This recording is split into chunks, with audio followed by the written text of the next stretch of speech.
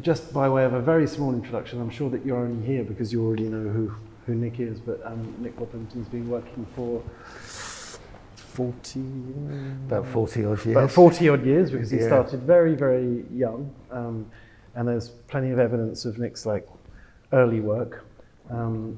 What's really fascinating to me about Nick, and I think to a lot of people, is the range of different kinds of practice and the range of different kinds of subject matter that you've been engaged in over a long time, which started off looking like, although we'll talk about that, looking like documentary photography, but then went through many different kinds of landscape practice, kind of engaged practice around political events and social events, but also then going on to work connected with, but not really, fashion photography, and today includes a lot of painting and text works and notebooks, and there are so many different aspects to Nick's work that it's hard to put them all into one basket. I'm Simon Baker. I'm director of the MEP in Paris, and I know Nick for a long time. We did a show together at Tate in 2014. 14, was it? Yeah, I think it's 10 years 10 ago. years, no. I think it was. Which was planned entirely at the Pride of Spitalfields. We did all our work in the pub, and it worked really, really well. Yeah. And since then, we've obviously stayed in touch, and I was lucky enough that Nick asked me to write for his major new publication with Phaidon, Comprehensive, which is almost sold out, I think. It is, yes. So get them quick, as well as quickly getting the book that Nick's made with Hamilton's. So, first question: where were you working? What were you doing? Or what point in your career were you when you decided to go to Nottingham to start working with him?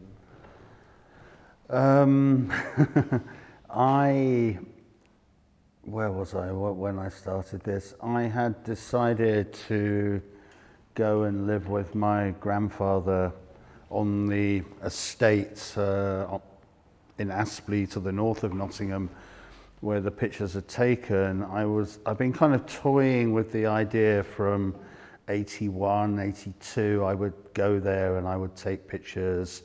It was interesting at that point, as my uncle Paul, the painter Paul Waplington, was referring to it as Scab City at that point because of the what was going on with the union busting miners thing. And I'd spend a lot of time with him, and he was the NUM's artist in residence, and he made all the big banners that the NUM used on the marches or whatever.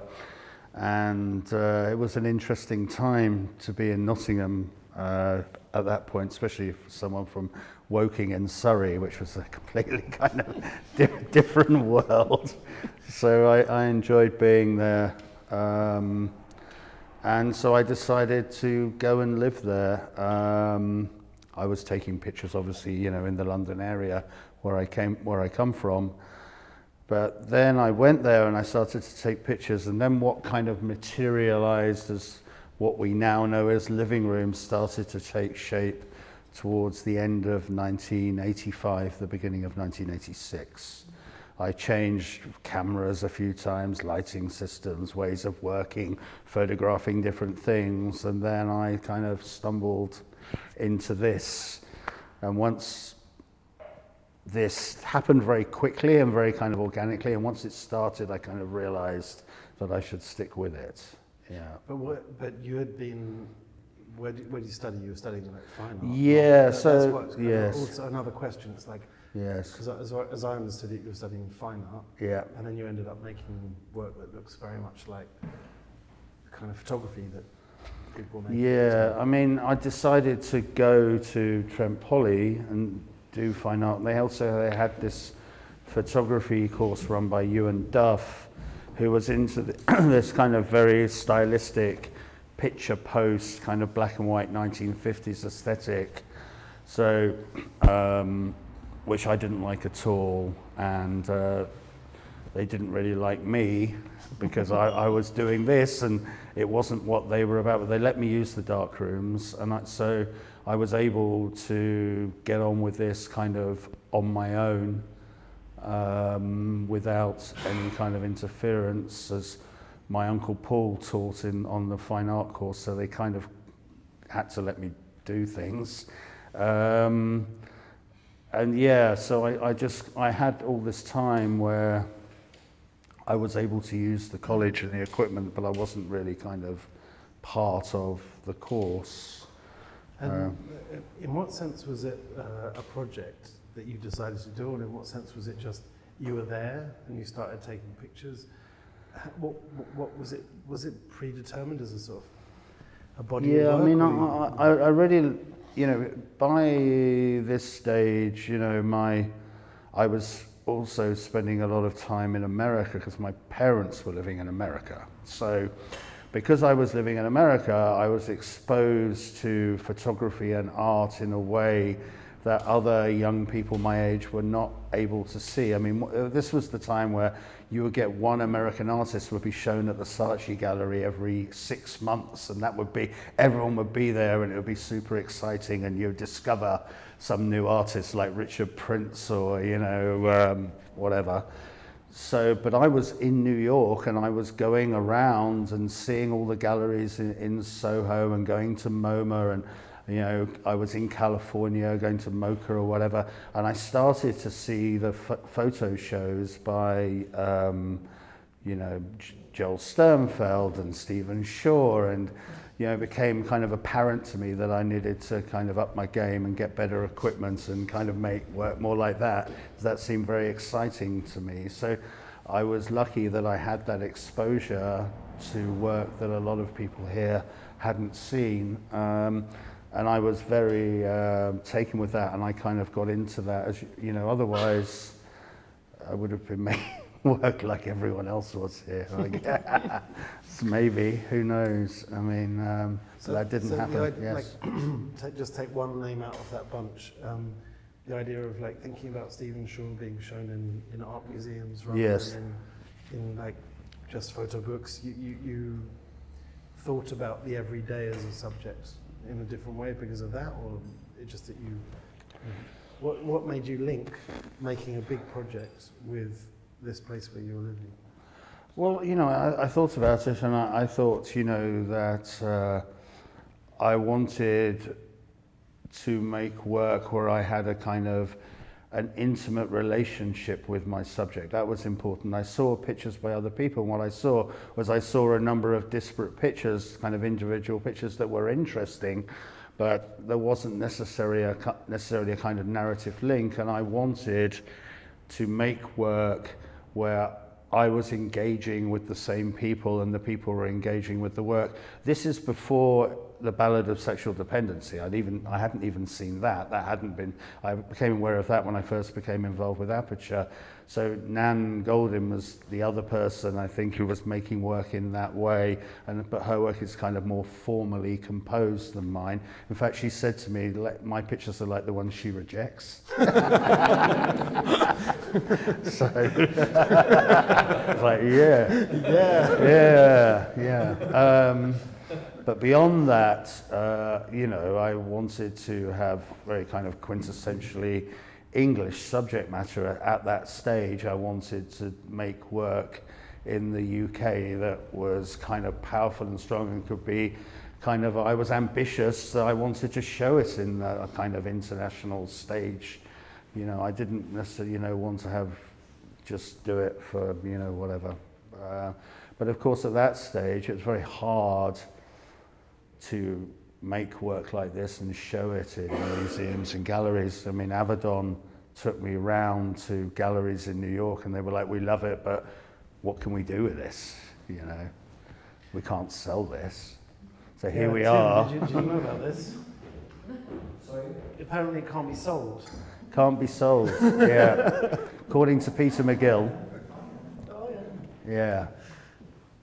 Yeah, so, but that didn't kind of disparage me. I just, you know, continued on. What's kind of happened is, while I was making this work between kind of 85 and 97, I didn't need to make it all the time. I would have driven them crazy if I'd been there photographing them all the time. So I would just make it occasionally, and then the rest of the time I'd be getting on doing other things.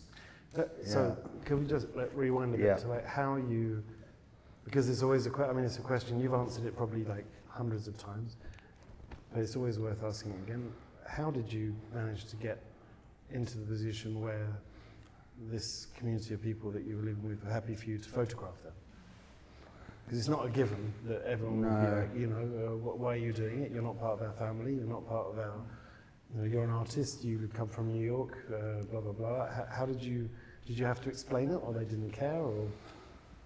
I don't think they cared particularly at that time. So, you know, it started when I was taking pictures of my granddad in his living room, and one of the women came in with two small children, and she had agreed to collect his pension from the post office.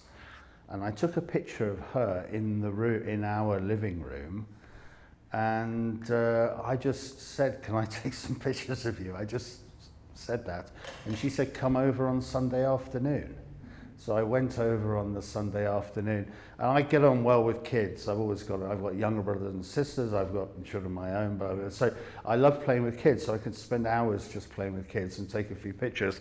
And that first Sunday afternoon that I went there to their house, you know, I had Sunday lunch with them, and it was when the football was on ITV at 4 o'clock. It was the only kind of match that was on the TV, so we watched the football, and I took the picture that's in the first living room, but where the father is holding two girls, where one of them is cut off, and then the other one is cut off here.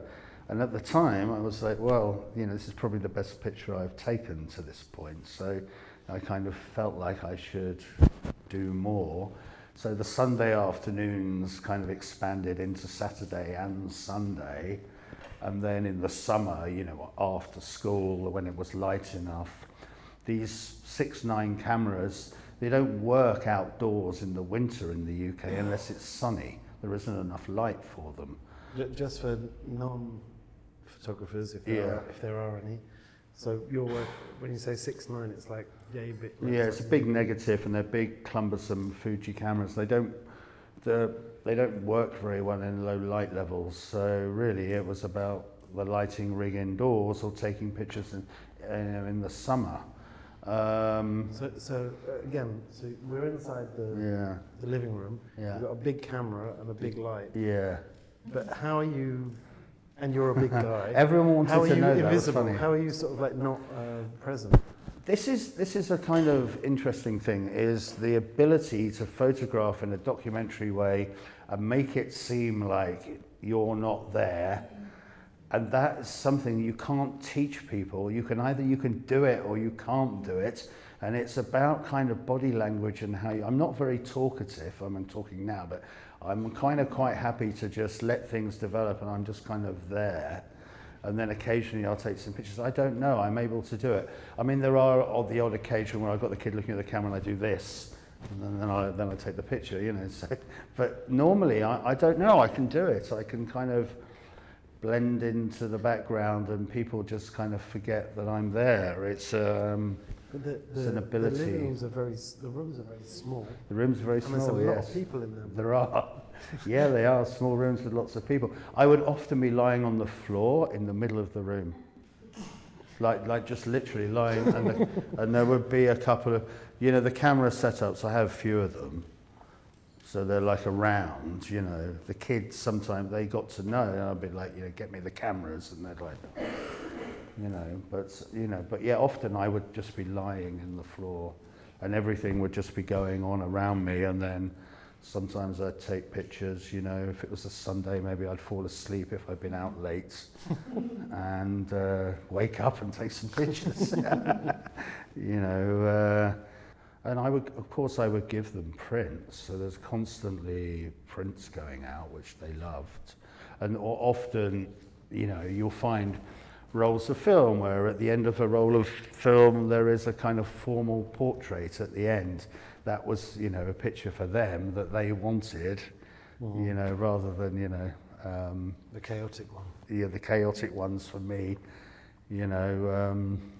And did you have a sense, like straight away or later, of how the people in the pictures felt about the pictures you took? Well, there's a lot of people actually in the pictures, and the response from different people has been different, and the response of people has changed over the years, and the response has obviously been changed a lot in recent years because the pictures are kind of there on the internet, which obviously I had no idea about when the pictures were first published, and they were in an art book, and they had a few copies, and then it was kind of gone, right? I mean, they didn't think about it again. It wasn't, especially the children, some of them are babies, and I mean, it's constantly changing and evolving. The response of the people in the pictures, the people who are still alive in the pictures, a lot of the people are dead. Really? Yeah. The adults, I guess. Not just the adults. But from how? Some of it I don't really want to divulge. Some people died from COVID recently, because a lot of people were morbidly obese and they've died of COVID. Yeah. And how do you, I mean, you mentioned like that you photograph children in the pictures. Did you have any like pushback, like you photographed of the, just the general sense of like photographing people who weren't able to give their consent in the same way? Well, I never really thought about that at the time. I mean, I never allowed myself, because some of the people in some of the pictures are quite edgy. I mean, so I was never allowed myself the whole 12 years that I did it to ever be in the room with the children without another adult. The whole time. That never happened. That was very deliberate from me from the beginning.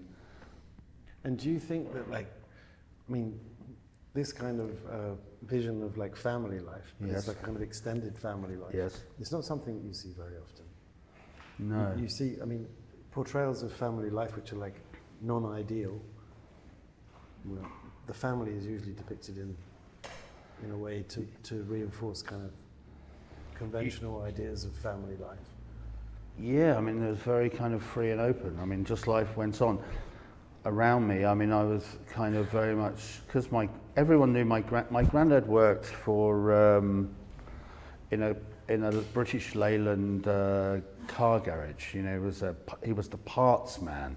So most people had Leyland cars at one point in the 70s and 80s, and of course, because he worked in the parts thing, he could get all the parts for all the cars. So he would, get them, and then were the things that people needed. So everyone on the estate knew him, and I was his grandson, so it was kind of fine. It was, he'd lived on the estate since it was built in the 1930s. So I don't think there was ever really any questioning, really, of. Okay, another question. It's not like the easiest question, but many people, when they looked at what happened with Billingham and like Raise a Laugh and so on later on, did anybody at any point, were they critical or questioning of transforming this project into an art project? What, the people in the pictures? No. I mean, in general, just the idea that you're bringing a subject matter which is really real, like it's a kind of I had a show somebody else's reality. I had a show at the Castle Museum in Nottingham, the Municipal Art Gallery, in 1995, and they had to take the comments book away because whatever the National Front or the Reform people were called at that time, maybe it was they were called the British National Party at that point, they were just defacing the book over and over and again. N-words, expletives, how dare you have these people in our museum, all this kind of thing. And in the end, they gave up. Then Nottingham, when the book was published, Nottingham City Council decided that it was an unfair depiction of council housing in Nottingham, so they hired a photographer to go out and they paid him to take pictures of how beautiful the estate was. Yeah, it was kind of. Yeah, yeah. And the woman at the Nottingham Evening Post or whatever, the review of the book, they called the woman misquoted. She called the book "Living Well," and these people aren't living well. Yeah, they even get the yeah. I mean, it was yeah. Yeah. When you look back at it now, because it's quite a long time ago. I mean, it's not like too long ago, but it's quite a long time ago. Yeah. It kind of like, it's a little bit like, you know, at that time, if you look back at pictures from the 1950s, thinking about the time lags from the 80s to the 50s, the 2020s to the 80s. Yes. How does it, you know, do you have a sense of like a sort of, not historic, but a sort of like time capsule kind of feeling about it? Or do you think that it's just like nothing's changed and it's like, you know, because it's not really a record of something in a weird way. It is a record of something, but it's sort of not. There is weirdly some kind of timeless quality to it. Yeah. Even though the oldest pictures will be 40 years old next year, which is kind of extraordinary. But in other ways, of course, you know, there are things where no mobile phones, of course, and et cetera, but yeah, there is, it doesn't feel like, you know, the 1980s to the 1940s seems a lot longer ago than this does to, you know, the world now.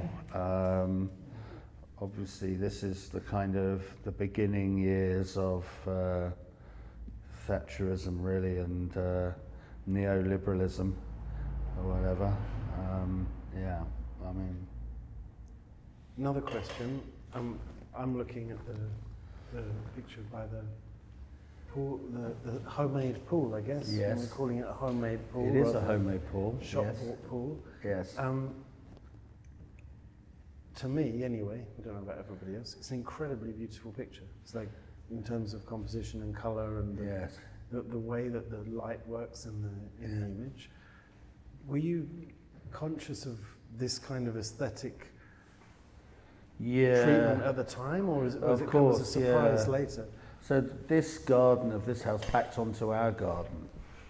So I could actually be in my bedroom and watch this. So I've always been very acutely aware of sunlight. When I remember being about 3 or 4 years old, and we were driving in the car on the Isle of Wight. And often on the Isle of Wight, there would be cloud over the mainland, but it would be clear over the island. And you would get these times where the sun would fall into the gap between the horizon and the clouds, and this orange light would go up over the solent and illuminate the whole sky. And I became really, as a small child, obsessed about this and waiting for it to happen, which would often happen. And so I've always been interested in the sun, and the sun would come around and there would be this kind of 20 minutes or half an hour where the sun would hit the ends of the gardens here, and I knew to be there on a warm day. You know, it's Nottingham, it's not like, you know, the weather's, it's okay, but in the summer to try and get these pictures. Yeah. Yes. But also in general, I mean, in general, the living room pictures, they have a weird, I mean, I think that's why it's a successful project, is because there has a weird balance between looking completely by chance and very composed. You have this sense of composition, which is like when you took the picture, rather than organizing the picture. Yeah, I mean, I kind of, they're all composed very much here in the viewfinder at the time. I knew instinctively which were the good ones. I didn't, you know, I could be like, you know, roll 5, shot 4, that's the good one. From taking them. There weren't, I don't really get, I sometimes do, but I don't really get kind of dark room surprises. I kind of, there's a moment, there's that kind of clicking into place where suddenly everything kind of comes together, and that's the moment to take pictures, and then you've got to be really at it, and that will last seconds, minutes, and then it's gone again. And during those moments, I was always thinking, you know, about spending long periods of time thinking about how to compose the pictures when those moments happened, and how to try and distribute the people within the frame at those times, trying to be, and I was very acutely aware of these rooms, of where to be at the right time if people were in certain places. Yeah. Okay, in about 5 minutes or so, we're going to see if there's any questions from the audience. Okay. Before we do that, I just wanted to, first of all, do my kind of salesman pitch for the new book in the living room, but also just to, if you'd like to just talk us through the decision, not the book, obviously that would take too long, the decision to kind of make or to remake the book. I mean, it's a really stunning thing because it's almost exactly the same materially, but not completely the same visually. So it really is a kind of facsimile with different images, which is yes. Anyway, can you just talk about it? Because it's fascinating. I've never actually seen someone do that before. But, yeah, so when I have avoided republishing the book.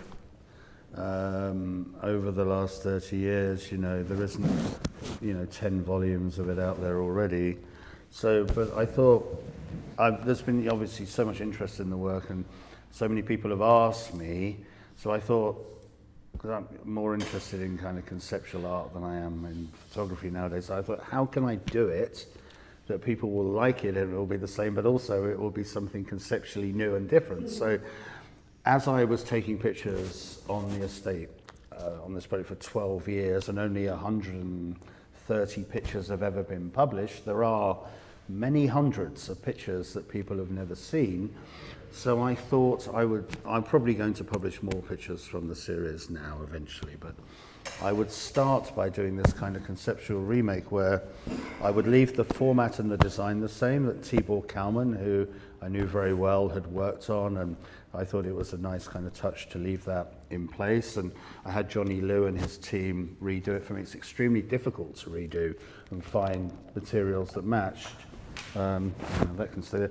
And then I decided that what I would do is I would try and have the same kind of running order. So where there is a landscape picture, there is a landscape picture. Where there is one of these 617 pictures, there would be another 617 picture.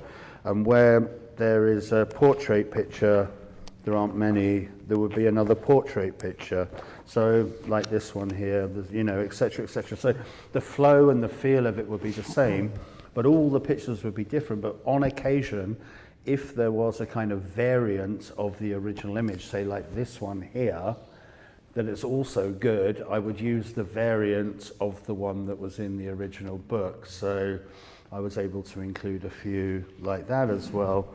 And it's pretty much, yeah, I mean, it flows. So none of the pictures the same? No, none of them. None of them, no. They're all different. They're all new pictures. So I'm giving everyone a little bit more. And extra living room, But then I think, keeping the design, I love the design. I didn't really see any need to change it, even though it's, 30 plus years later. More than 30 years. Nearly 34 years. So, yeah. What? Was it designed by Tibor Kalman? It was designed by Tibor Kalman. So what a genius. So, Yeah. Why change his design? Yeah, I mean, when I'm thinking now, I thought he was really old, and he died when he was 30. He was 45 when he died. It was now when I think back, I loved him so much, and he smoked 60 Marlboro Reds a day. And he had two small children. You, isn't it? Yeah, I mean, nuts. Terrible. But yeah, I guess he enjoyed them. But no, but anyway, I just hate smoking, so Anyway, yes, so it has the same kind of look and feel. I think it kind of adds something to the project, as it were. But I think probably at some point we'll probably make a bigger book and include more of the work, but probably keep this design again. I don't really feel there's any need to You differ just from it. keep doing them and put Yeah, them in a doing massive them box, more and yeah. more of them. Yeah, now, yeah, it was quite hard because it's pre-Adobe, so it was quite hard to do this for Johnny to actually make it the feel. And it's someone, a friend of mine, it took ages to find the font, the pre-Adobe font, but someone found it, which was like, yeah, we were just about to use one that was very similar, and then we found the real one, which was kind of fantastic. So, yeah, I'm very happy with it. Well, it's a great thing to have done. Yes. And But now, of course, yeah, we can do more. Now that we have it all in InDesign, if we want to do more, we can kind of change the pictures up again. Last question Yes. before we open up for any questions from Yes. the audience. How did doing this work? How do you think it made? How do you think it affected the way that you looked at photography subsequently, or even at the same time? Did it change the way you thought about what you did, or was it just, because it isn't really like other things that you've done. It's not. No, well, it's I not, mean, it's not characteristic of everything that you've done. So No.